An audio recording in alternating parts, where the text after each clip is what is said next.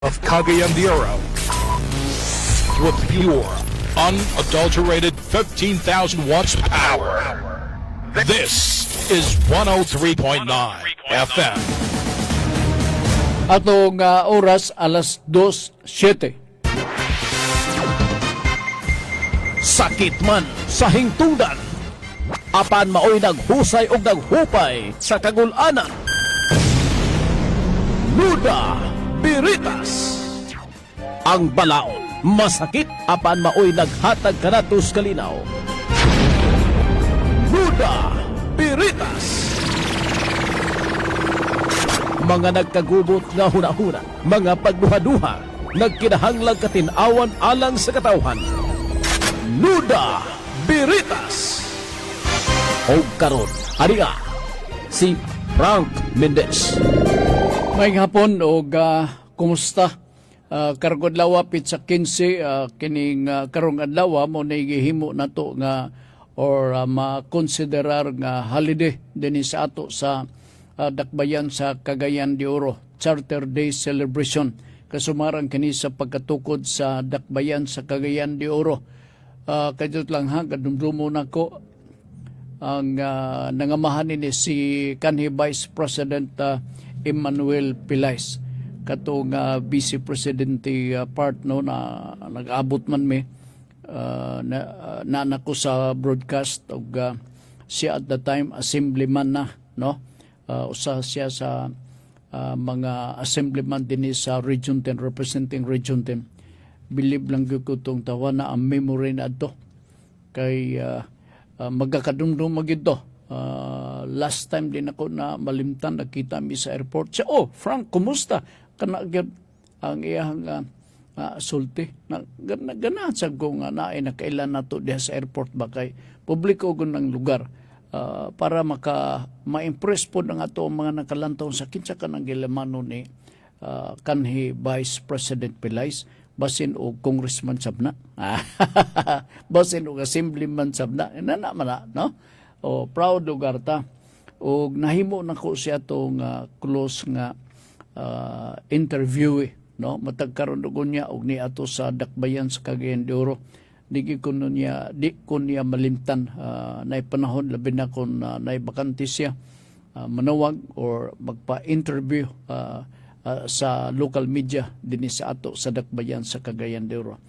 Daghang kay tuog mga nabuhat na himo sa iyang pagka assemblyman, sa iyang pagka congressman, tungod lagi kay abogado man siya. Bar tapnat sir si kanhi Vice President Emmanuel Pilais. Okay? Sige, init ang palibot pero importante ni amo sa programang Nuda Biritas, no? Dini sa Nuda Biritas program, atong dawaton ang inyong mga pangutana. Malagyo man og duol, kutob sa mabot sa atong nga broadcast.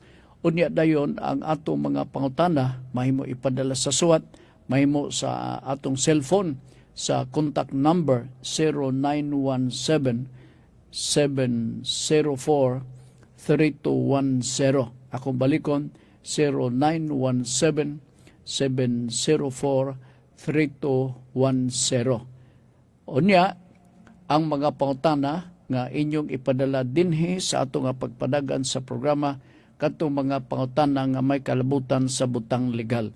Mga hisgutanan, mga pangutana kabahin sa atong pamalaod karong panahona. Importante kay kini nga inyong masaran og mahibaw-an kay aron pod nga ma-enlighten ang inyong mga hunahuna. Ako, kundi na ko kaya pagtubag sa inyong mga pautana, kay baon taman mo nga kini pagpuyo mo diha, kay di na ko makaya ang inyong ang inyong pangutana, maglisod ko og tubag. Ha? Sige, doon na sa tayo YouTube channel.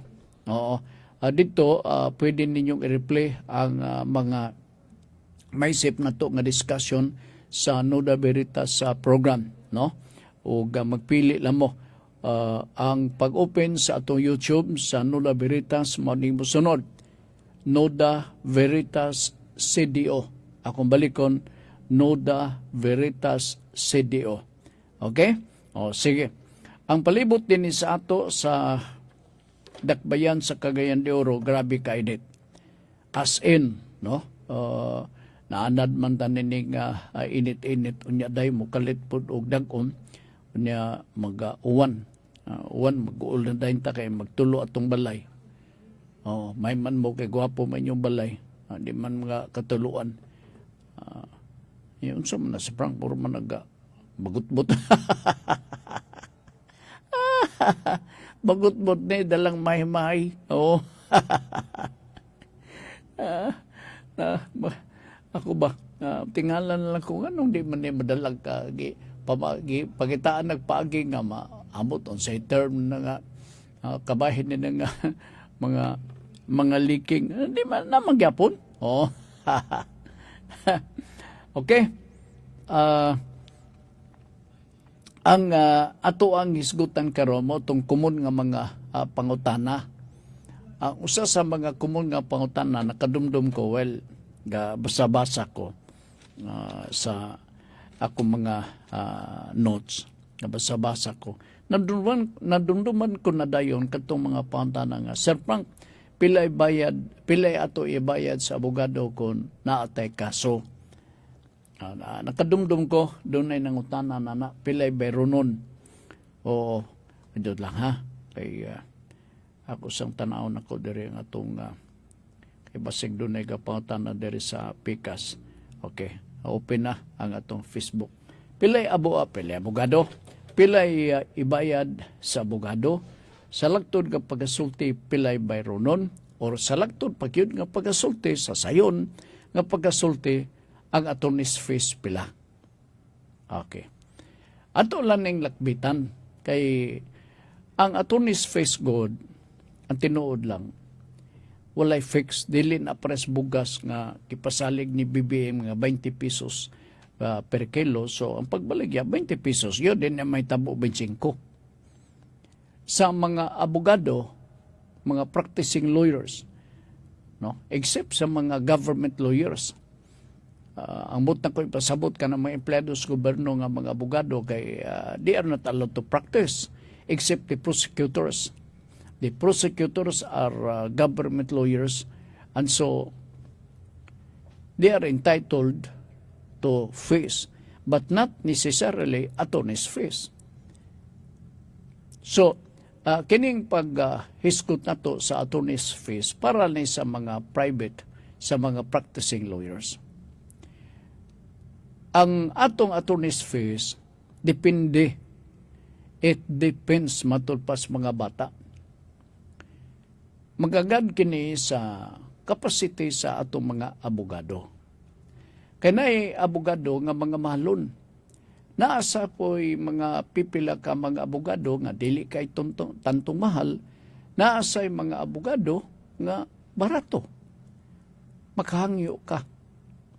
Pero kung di kampanilya ang imong abogado, sigurado gyud madako-dako ang attorney's fees.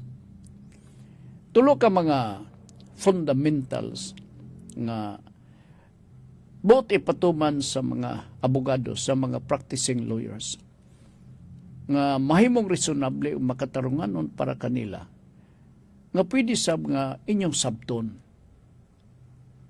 ang pagpasabot o pagpangayo sa mga abogado. Ilabi na kung imo na siyang i-hire, isip usa ka abogado, mag-engage ka na kanaya. Muna nga para sa mga kliyente na minaw sa pagkakaroon, ayaw gid magduol sa abogado, wa tay ikabayad sa abogado. Kay ang may tabogon na siging puspon atong kaso. Kini manganahan ang abogado mag-atubang o wala siya bayad. And so tulo lang ang ato ipasunod sa ato mga umabot nga mga kliyente. Ilabi na sa attorney's fees kay ang atong subject matter karon attorney's fees. Number 1, kay tuluro man ka ni. No? Primero ato sabto na sa ako nagisulti mag-agad ni sa mga di kampanilya nga mga abogado. Naay mga abogado na dako ang ilang law office. Ilabi na kung tuwa ka sa Makati. tuwa ka sa Manila ga practice. Usually ang atong mga abogado dinhi kung magpa-Manila sila, tuwa na sa mga dagko nga law office ug sila murag mga empleyado lamang. So that nga kung mag-hire ka sa maong law office, dako yun ilang pangayo. Kadaghan silang mga sakop nga mga abogado. Para palitan ni BP Sara, daghang mga abogado. Pero depende po ni, kaya na may uban nga voluntaryo. Ilapin na kong mga amigo. Alright, let's go back here. Sa ato. Dinhe ang atong itanom sa nahuna, o makikatubang ka na sa abogado. Ingnon kagyod nga, no, tana ka man, ya, ako magkahi ipahawid sa imong kaso, mao ni ang ako ang pangayoon. O nya, hununaan ninyo, o makaya ba ninyo? Primero, acceptance fee. O niya, ang acceptance fee, magagad sa gibugaton sa kaso. Panalitan, nakasiko ka lang diha. So gamay gyud ang acceptance fee niya na. Kay gamay ramang injury, kay ego raman nasikan mo. Pero kung rape, dako na nga kaso. So ang acceptance fee na dako sab. Kay dako gud na nga kaso. Ingon na. Nakadumdum ko sa usa ka abogado nga akong higala. Tuwa na to sa laing kalibutan. Kanto di Campanilla to siya na siya I think upat ka mga staff niya, sakop niya nga mga lawyers. So siya mo'y nga ang ngalan sa law office iya. Kay iya mo tong nga law office. Tunay din nidangop niya. Gisgoy lang ko niya. Oo. Katong nga kaso dako-dako because mura man to og homicide, no? Reckless imprudence resulting in homicide. Katong nga kaso niya plus naapay mga aggravating circumstance. So dako-dako ingon siya, abin ni mo bay, nag-ana. Kaya nakadungog ka man siguro itong kaso, ha? Nag-ana. Naku, unsang nga kaso, naku,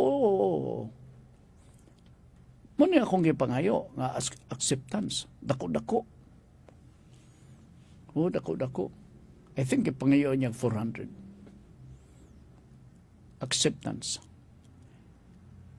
Pero daan na siyang ingon nga, mabungat ko sa akong acceptance, pero ayaw sabta nga, maunag yun na, o dili mo preparado, ayaw na lang po.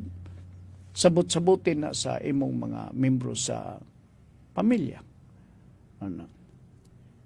Ubalik lang ka din kaso, o maka-afford mo. Kay bugat-bugat man itong nga kaso. 3 days after, nibalik ang maong hingtungdan nga kliyente. Ang sugadala lugar to og acceptance fee. Kita na ninyo, nagkakasinabot sila. So first, acceptance fee gayud. Pero ang acceptance fee, mag-agad sa professional standing sa lawyer. That's one. No? Sa ko nagkakaingon mag-vary man eh. Kaya kung palitan o gaingon ko na dili kayo barato na basta, ingon na lugar. Masabot man na ninyo. So siya mo inahimong abogado na to. Acceptance fee. Alright. Unsay sunod? Nga pangandaman sa mga kliyente, labi na kung mag-retain ka mo sa kaabogado, magatubang panalitan mo sa kaso diha mismo sa korte. Paminawalan ninyo ni kay aron nga maka-ready mo in kaso. Ito lang hamtan sa ko diri sa akong kuan kay basig do na gabot nga pangutana. And so, ang ikaduha, after acceptance, appearance. Ang appearance fee, tuwa ka na sa korte na. Sabot yapon mo. Pilay akong dawaton or pilay akong ipaningil diha ninyo. Ang kliyente maminaw pila. Aron nga, magtigom siya og kwarta. So, sabot-sabot. Kaya sa ako nang gikaingon, walay fixed. Although sa rules sa integrated bar of the Philippines, uniforme ang rates, ang listahan. Pero sa actual nga pagsagop, pag-implementar sa mga fees, sa mga abogado, di man na siya perfectly masunod. Depende sa sabot-sabot. Kaya na may mga abogado, sagad, magiluyon mapud ang mga abogado. So, ma-adjust ang mga rates sa abogado. So, acceptance. Na ay mga panahon, maingon ang abogado. Akong acceptance, 2,000 ba? 3,000, 5,000, ano na. Kung taas, pwede ka maghangyo. Sabot-sabot lang yapon, mag-agad sa abogado. Unya, ang appearance fee, dili utang ha. Way utang ay sa appearance fee. Kaya nga, ang appearance fee, mao kana siya ang bunga sa kahago nga ikaw girepresentahan diya mismo sa korte. Ayaw nagtiwaya or unya-unya ni mo nga sunod semana lang ko attorney maghatag. Ayaw, i-ready gina. Di mahimo. Dili mahimo nga mubalik lang ko, makita lang tayo na. Ayaw. Hatag yun. Importante ang appearance fee sa mga abogado. So, tanaw ni mo ng mga abogado nga sulod gawa sa mga korte, wala nakakubra na sila. Gikan sa kliyente. Na, importante ang appearance fee kay usa man ni sa mga inunta bayad sa kago, incentive sa ato ang mga abogado nga ikaw representahan diha mismo sa korte.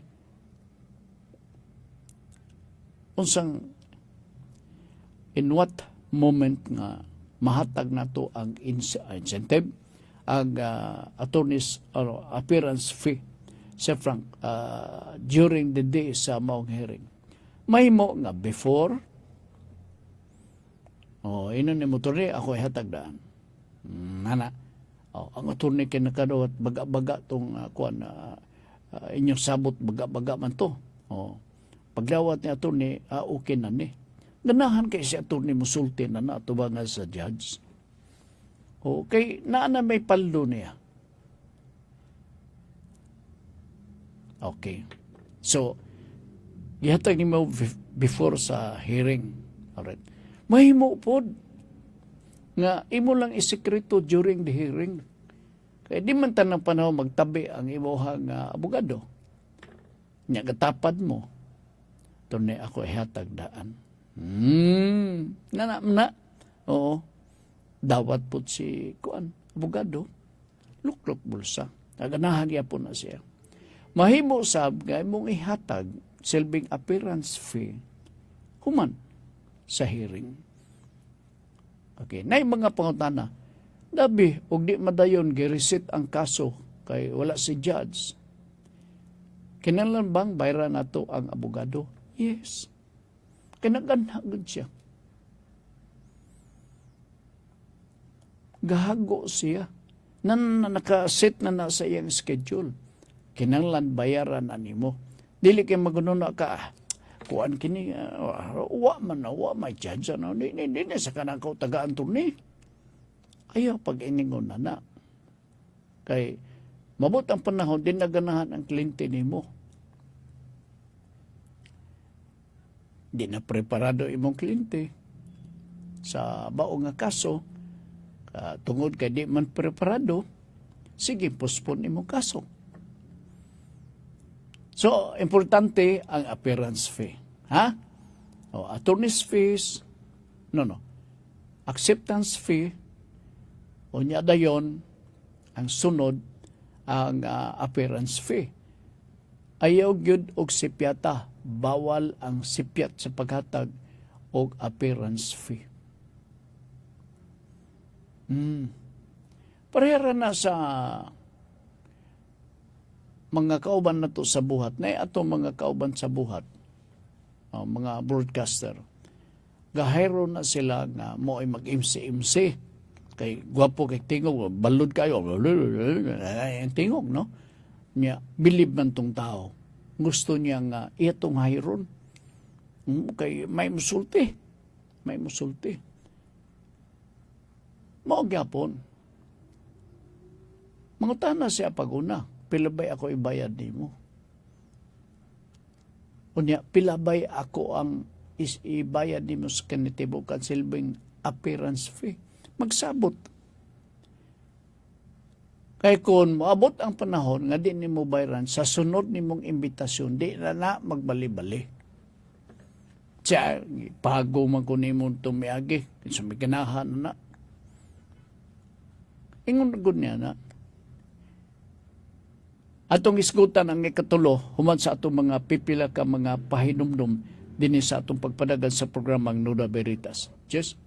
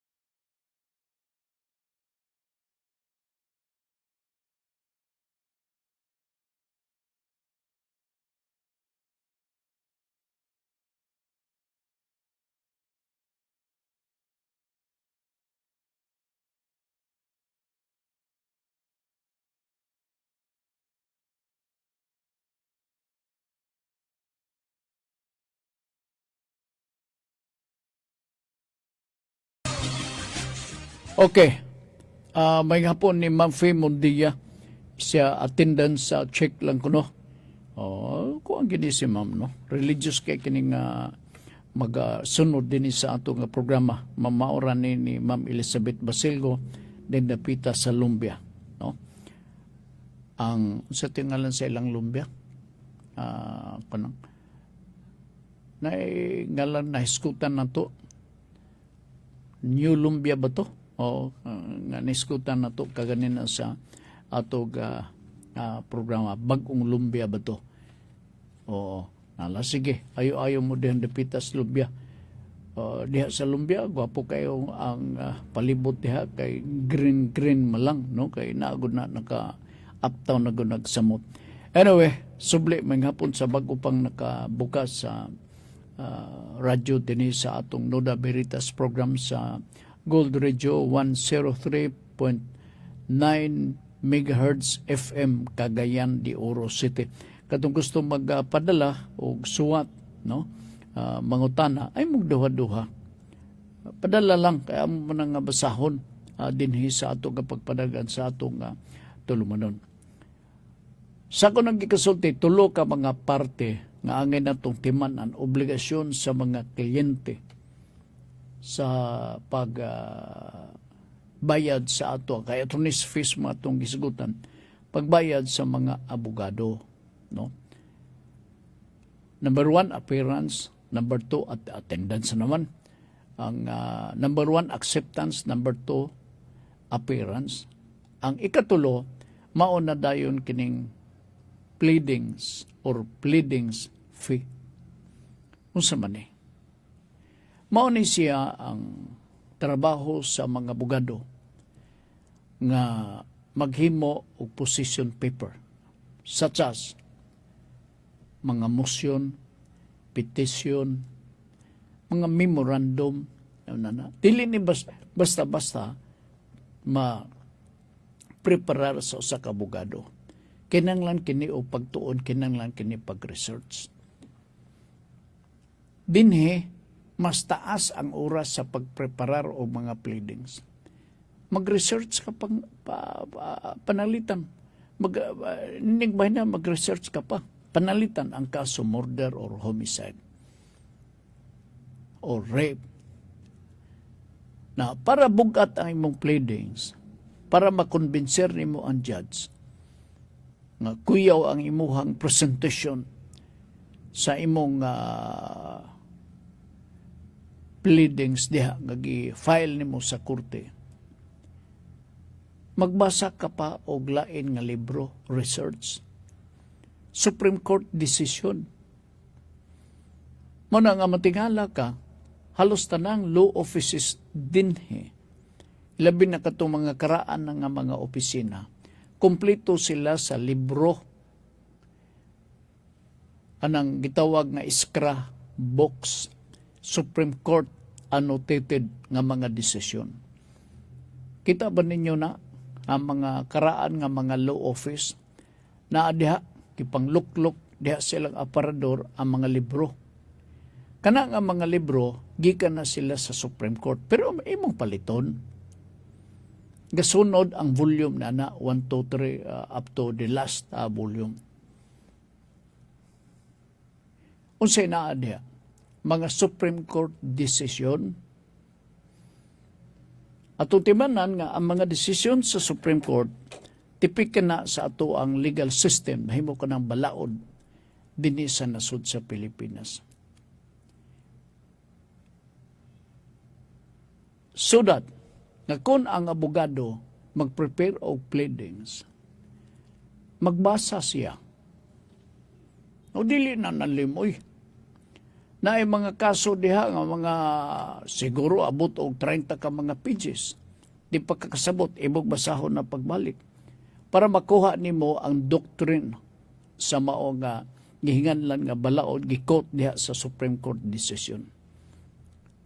Unya di mo aside na imo pang ikot nimo ang mga importante nga argument nga naa diha sa Supreme Court decision o kadtong importante nga document imo tong i-adapt sa imong pagpreparar sa pleadings. Aron nga kun ang judge magbasa, mayngon day judge, tang biliban ako nini, uy. Kompleto man sa reference. Oh. Okay. Punto sa lugar to. Kunya, mayngon pag yan ang judge, bag-o pag yun nga kuan o, desisyon. Prevailing decision eh. Kay ikot man nimo ang volume sa libro. Ikot man nimo unsa nga number, unsa iskra number. So pagtan-aw dito na ipinakaulahi diha. Manang pinaka-latest selbe. So munang gasundon na to O kana, para bangil sa imong pleadings, para na convincing factor ang imong pagpreparar sa pleadings, kay gisulan kagud sa imong kliyente. Mabasa din as judge. May nga na judge, uy, karo pa ko ka ibalo ni nida. Okay. Ang pikas ka na amasab. Usually, both sides are required to present the respective memorandum. Ang memorandum is part of the pleadings. Petition is part of the pleadings. Ang motion is also part of the pleadings. So, basa po siya pikas. Tanaw po niya. Uy, na katuusan, nangita po duglaing reference sa mga desisyon nga kontra sa iyahang desisyon nga nabasahan sa usa ka abogado. Uy, niya may lain. Usa man niya. Bahala na dayon si judge magahukom pag-abot sa tukmang panahon. So kana pa lang, lawyers are very diligent about that. Why? Because it will reflect the efficiency, the capacity, performance, and the intelligence sa ato mga abogado on how to prepare. Diha, dako-dako gyud. So na ay pleadings fee. Magsabot na sad mo. Tuni kini mo kana mo kini atuni ko mo tuni ni nakapamaylo man ko oy gamay lang. Bahala na ni atuni. Mo bitaw na nakita ninyo mga baga ang mga papers nga mabot diya sa korte. Kaya mo na ang bunga sa preparation, pleadings ka na nila sa mga lawyers. Kaya di man tanan, isulti, i-manifest dito sa korte. At the same time, ang judge, di po maka-afford o memorize sa tanan imong isulti. So, may nga di ang judge, okay.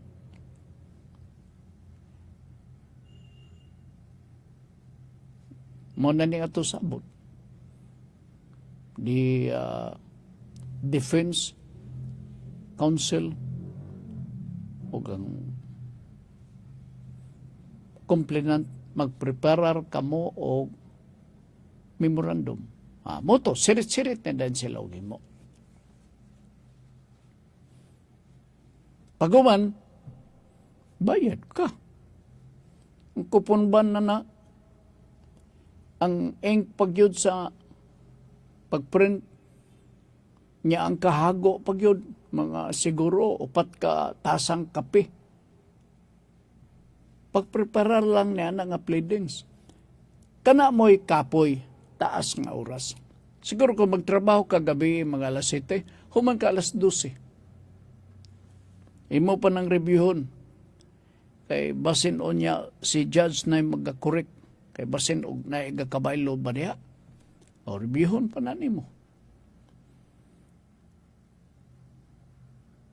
Kumplituhon yun na nimo. Kumplituhon na mga footnotes, na reference kay basin maingon ni si judge asa magkikuha ni pulano ning kuana na ay reference layo ay mao din ni i-double check din na niya tinuod ba na may iyahang researcher ang mga judge na may researcher sige tanaw sakto ba na lamlam lang siguro ng tawada kapataka la istorya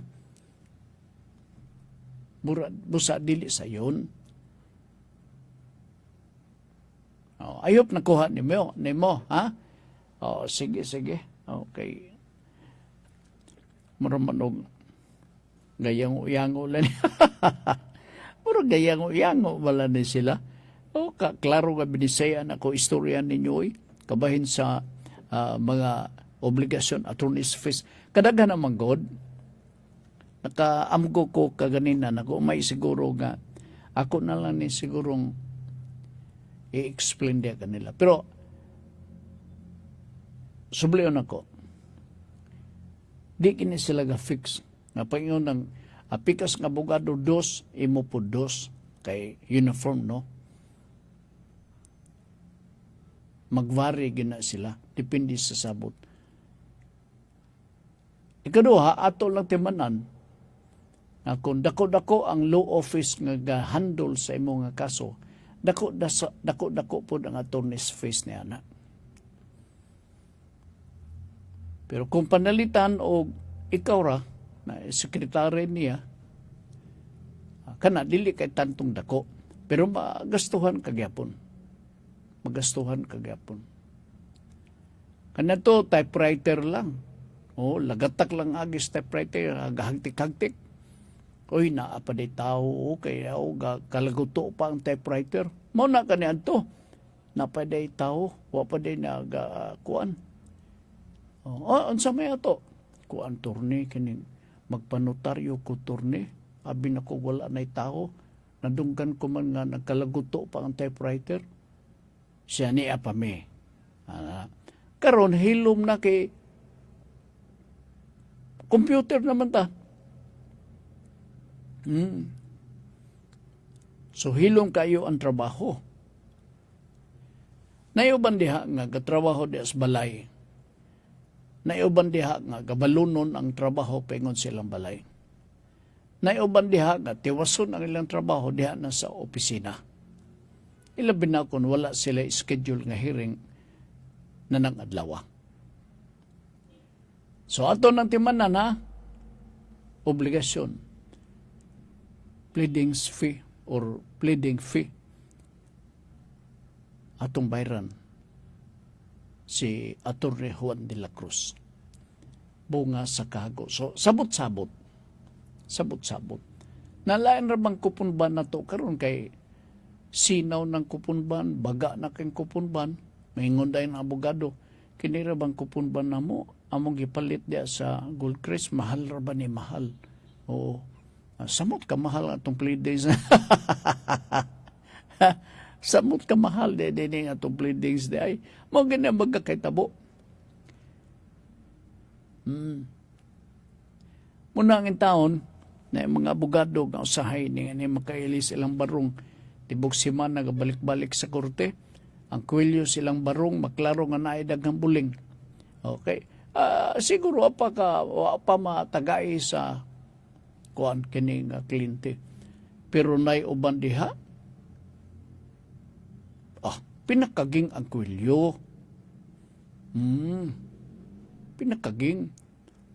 Ilabi na kung dako nga kaso, American na. No? Kulba itong attorney, sir. Nga naman, American na. Oy, kana dako nag-attorney's fees or appearance fee. Basta ingon na. Pero naiuban, nga, gisi ang ilok sa ilang barong, kana muraog. Gamay-gamay gid siguro ang nabayad sa kliyente na. Hindi man makapuli. Nakita ba ninyo?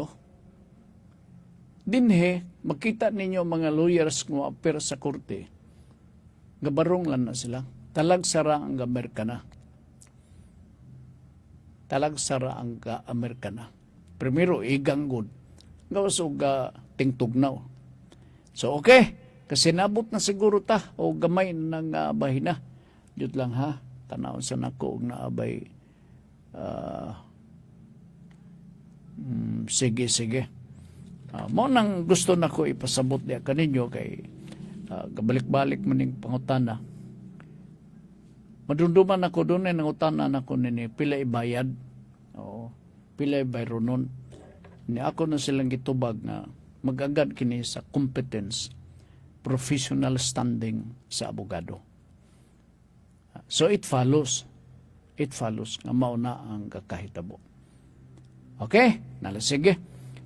Mo break sa sa mag-usapa din sa ato pagpadagad sa ato programa. Jis?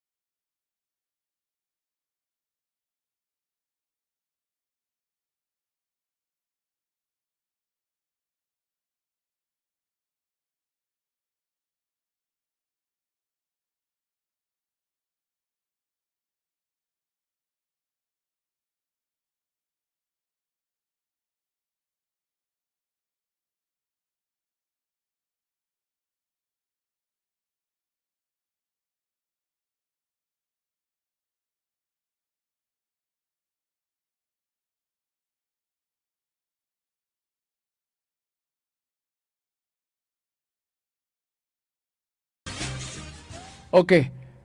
Doon ay nangutana, Sir Frank, unsay but pasabot sa patrimonial property. Ang laing nga pangutana, kluwa, ibaligya kuno nila ang kluwa kay mo isabot sa ilang mga anak. Ang makadesider nining kluwa god, ang beneficiary. Kinsa may beneficiary ninyo diha, moto'y magapatigbabaw ang desisyon. Kung panalitan ang mga anak gusto nga ipadispatsar ang kluwa, by the way, nakasabot pa sa buo kung saan ang kluwa. Kining kluwa, mo ni ang titulo sa yuta para sa atong mga farmer beneficiaries sa agrarian reform. Kung makadungog ka mo og kluwa, this is equivalent to a certificate of title nga naagikan sa Register of Deeds.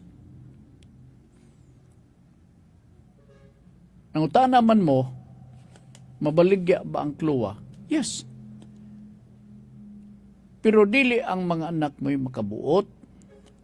Usahay good pod kay kung mga dagko na mga anak, labi na kung bisyoso ang mga anak, maupo na sila. Mag-aaghat silang ginikanan nga ibaligya. Atong timanan nga you cannot become a beneficiary of the agrarian reform if you are not a holder of the kluwa. Kung naana ang kluwa, therefore you are being recognized by the law.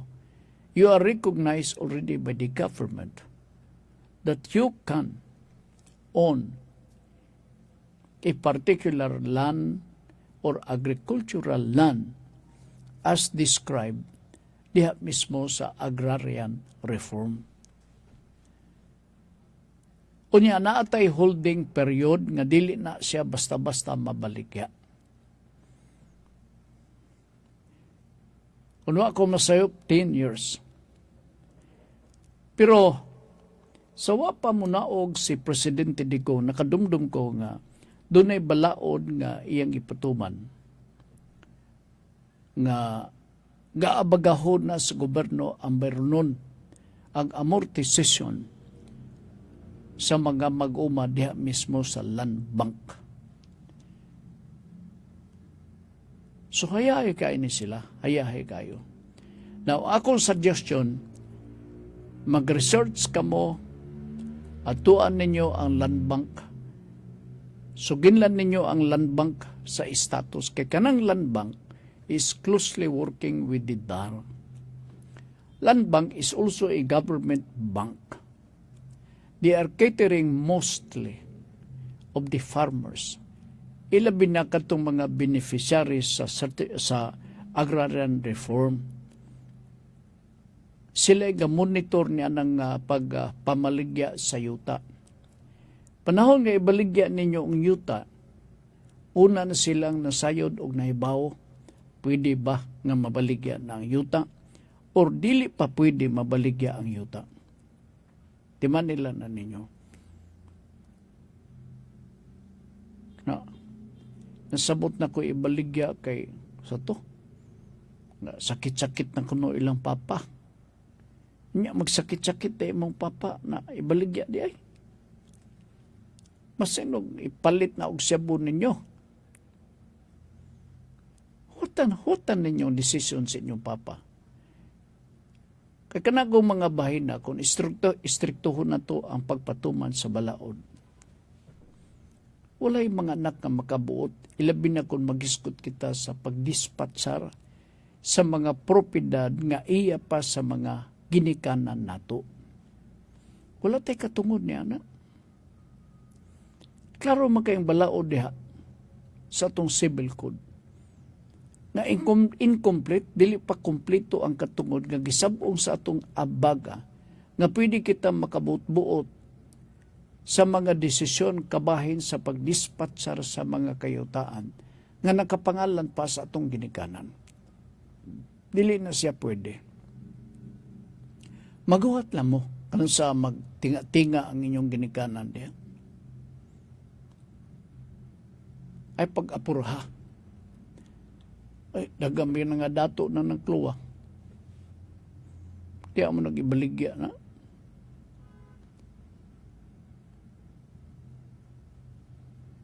Okay, titulo naman na nimo. Tinood, mag-uuma ka lang. Pero na kay titulo. Kadaga sa mga mag-uuma karon nga walay titulo. Kami di ay, ako sa man ko. Mais ang among tanom, among gitanom. Dili patag. Gamay ra ang patag. I think 7 hectares. Gamay ra nga nina.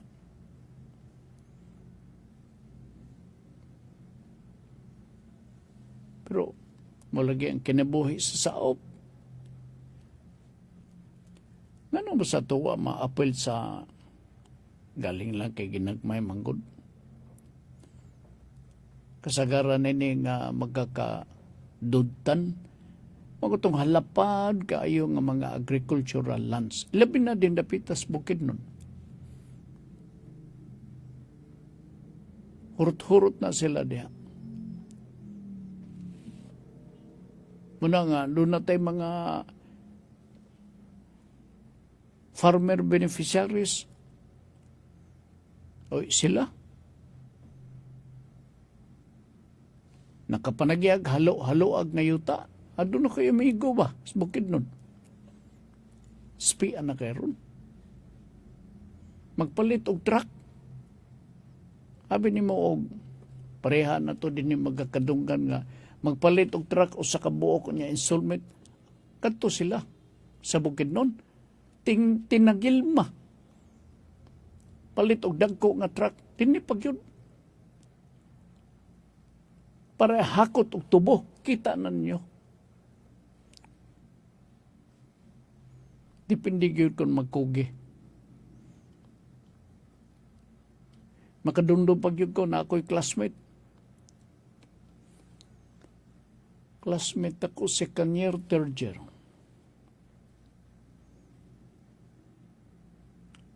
Sapian ba'y? May bawa ni mo siyang kuan kanang mga kanang farmer gayud no. Pero mo lagi Land Cruiser kaniadto ang Land Cruiser grabe kasikat. Lantor-lantor may kanang maabot na siya. Kanusa pakita baka sakay na ng klase sakyan na. Land Cruiser. Farmer lang na. Farmer. Ambot kadumdum mo. Kanang Corrales extension kanadto. Kung nagdako mo din sa Cagayan de Oro. Buntag sayo, mga sakyanan nga mga dagko nga truck, kargado na og mais. Patimbang di askit kay, dapit. Spuntod. Galinya na, gikan na sa Corrales extension, na gasoline station ka na to kang John Elizaga, Caltex. Nang gay tindugan karon sa Gaisano. Diya galinya, mga sakinan, dag-contract, paingon na dito sa Corrales extension kay magpatimbang. Asa gikan ang truck, bukid. Unsay karga, mga mais. Mga mais.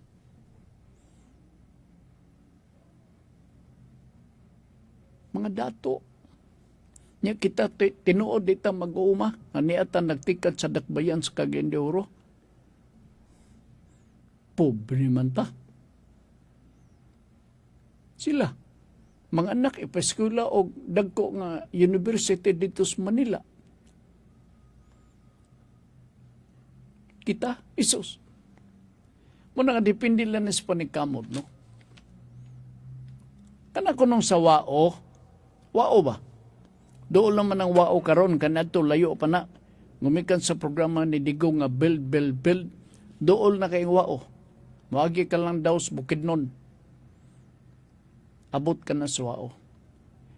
Kanang wao, kuha man na siya resettlement area. Kana siya. Kasagaran mga Ilonggo, kana sila. Nga panahon pa ni Ramon Magsaysay, presidente sa nasod. Hinakot na gikan mismo sa Negros Occidental aron magsitol ang ilahaga pamuyo dintong dapita sa Central Mindanao, Kidapawan, asa pang dapita. Munang dagang Ilonggo dihang dapita sa Kidapawan sa unsa pa to nga mga dapit. Pipilan ini naggidala dihang dapita sa Wao. Mao na ang Wao, manotis ninyo, halos tanan mga Ilonggo, pero mga dato, farmers kana sila, yano nga mga mag-uuma, nagsugod dihang dapita sa Wao. Ingon na ilang kinabuhi kita, hadlok pa taog, magkitanta sa kainit sa adlaw, kay maitom ta. Oh. Wanay tingog pa na oras din sa ato karon kapag panaguban sa atong tulbanon. Salamat na lang sa inyong pagpaminaw. Sa ngalan ni J.C. James diri sa Pika sa among pagpanaguban. Careful mo ha, kay init ba kayo ang panahon sa pagkakaron. Sa ngalan po ni Congressman Lordan Swan sa District 1 din sa ato sa Dakbayan sa Cagayan de Oro, Chairman sa Committee on Public Information og Assistant Majority Floor Leader sa House of Representatives. Uban pod kanato mataghapon si Kagawad Aga Swan, Minority Leader sa Sagudiang Panglungsod sa Dakbayan sa Cagayan de Oro. Sa di pa mi magsira nining atong programa, ako sang basahon kining usa ka mainungdanon nga hisgutana ni Ma'am kargabi 6:30 sa kagabion sa programang Kalipay nga Mula Hutay. Nganong may kalipay nga mapaubsanon, nga gidili maangkon sa bahandianon. Akong balikon, nganong may kalipay nga mapaubsanon, nga gidili maangkon sa bahandianon. Alas 6:30 ni ang takna sa kapunon, inyo kining mabati din sa Gold Radio 103.9 MHz FM Cagayan de Oro City. Magpasalamat mi sa inyong pagpaminaw uban ning mahinungdanon na sab nga pulong timan ini. Atong gigukod ang kalibutanong kalipay nga lumalabay. Apan ang langit nun walay katapusang kalipay atong gisalikoy. Daghang ug maayong hapon. G103.9 Gold Radio. Balita sa takna. Rekomenda. Girekomenda karon sa Department of Agriculture kun DA ang extension sa 50 pesos per kilo nga maximum suggested retail price kun MSRP para sa bugas nga nakatakdang mag-expire o mapasok karong Hunyo 30. Gingon pa ni Presidential Communications Office kun PCO Undersecretary og pala sa Press Officer nga si Claire Castro nga ginatun-an og maayo sa DA ang posibilidad nga paluagan ang laka para